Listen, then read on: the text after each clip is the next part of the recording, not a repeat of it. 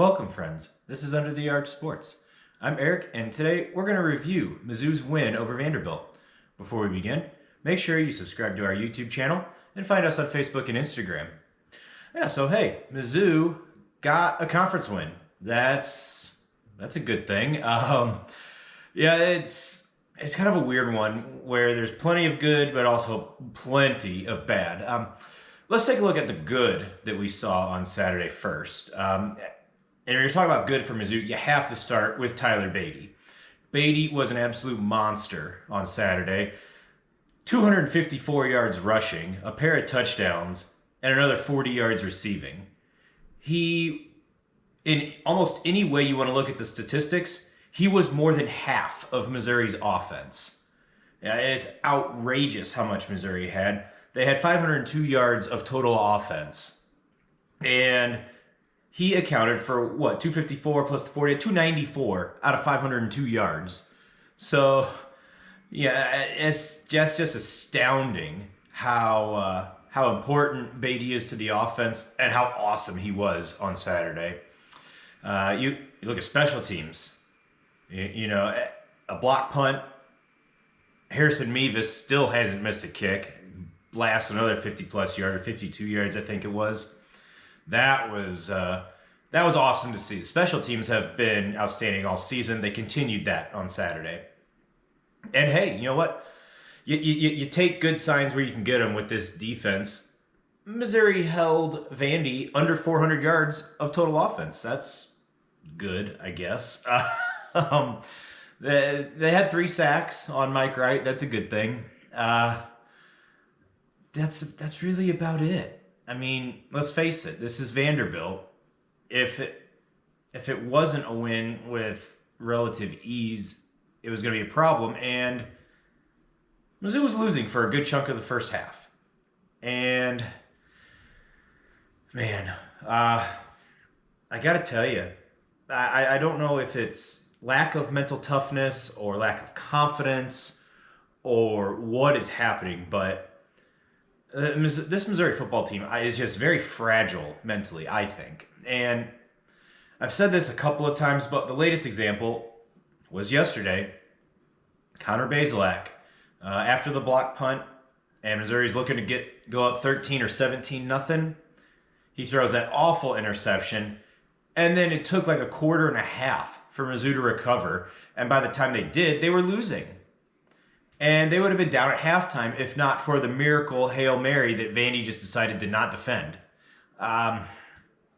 There's no reason for one bad play to just derail an entire football team, but it happened. And, part of the way that happened was the defense just forgot a couple of times that Mike Wright can run the football. Vandy quarterback Mike Wright. 2 runs, 169 yards, 171 yards. And it's just simple quarterback keepers, just kind of, oh, there I go. And there's just no one there. I don't understand how the defense can just be so out of position, with the linebackers in particular on those runs. The frustrating part is it was just a complete collapse on those 2 plays that accounted for 140 yards rushing, okay? 140 on those 2. Mike Wright ended up with 152 yards of total rushing yards. So, aside from those 2 blown plays, they contained him well. But those last 2 plays were just complete failures. And that's been the story of Mizzou's defense is, they'll be okay for a play here, a play there, and then a linebacker gets blocked 5 yards out of his original position, and there's a hole for a 25-yard gain, or for Mike Wright's 70-yard gain. At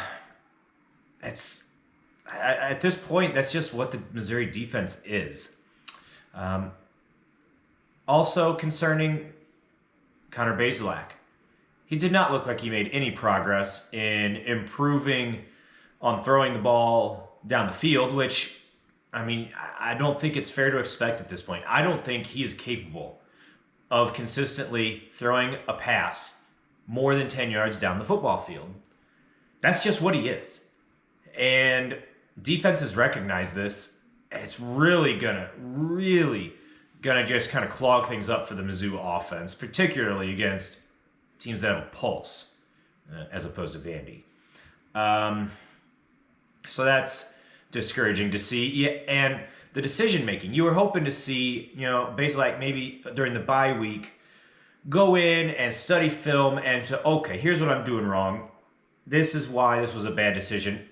Well, his interception, a horrendous decision and a horrendous throw. Yes, there was a little bit of pressure, but he's throwing off his back foot, which is always a no-no. And that caused just a terrible throw. The defender barely had to move. There's just no explanation for a throw that bad and a decision that bad. It was interesting to see, speaking of quarterbacks, that when Bazelak got hurt, it was Tyler MACON that came in. Brady Cook is the presumed number 2 quarterback. He's been getting the backup reps. And, on the depth chart, he's number 2, all that. But it was MACON who came in. And when asked about it, Coach Drink mentioned that it was situational, meaning he was running the football, killing clock, taking advantage of Mizzou's success running the ball. Well, and if that's what you're going to do, then MACON's your obvious choice. He is more mobile than Brady Cook. So I get that. It's interesting. Perhaps it'll spark a mini quarterback controversy for who's number 2. I don't know. With Bazelak, with his health being in question, I don't know. We might be looking at Brady Cook starting. We might be looking at Tyler MACON, or it could be Bazelak starting against Georgia next week. So we'll just have to wait and see on that one. But despite the injury, I was glad to see MACON, or any backup quarterback, get action in meaningful reps, because Mizzou was trying to seal the game, but it wasn't comfortably in hand. Those were meaningful snaps, and that's something MACON hasn't had before, so that was good. Not so good was 100 yards in penalties, and a lot of them just dumb. There were a couple questionable pass interference calls. They kind of letter of the law, ticky-tack, but still kind of iffy. But then there were just bonehead penalties, like Daniel Parker Jr. Just blocking a guy 15 yards out of bounds. Not 15 yards, but you get my point. Penalties like that are just inexcusable. And it's just sloppy play. Going back to Bazelak for a second, his play, just absolutely mind-numbing. One of the dumbest sequences I've ever seen out of a quarterback, where 3rd and short, take off, the quarterback did, Bazelak, and he had the first down, but he began his slide before the first down marker. Remember, it's where you give yourself up, where you begin your slide is where they mark the ball. Well, he did that, and all he had to do was take 1 or 2 steps more, and he'd have been fine. But because he screwed up where he needed to be for a first down, he panicked. Everyone got there. They tried to run a quick QB sneak, but the receivers hadn't even made it all the way back onside. They were still offside, much less set. I don't know how Bazelak can snap the football when the offense isn't even ready. That's just a complete lack of awareness. That is panic out of Bazelak, if you want my opinion. And that's a problem. When your quarterback isn't poised enough to be aware of his surroundings enough to make a play like that, you got issues. Maybe it's not quick enough, and maybe you got to wait a second. Do you still trust your offensive line to push for about 1.5 feet against a Vanderbilt defensive line? I do.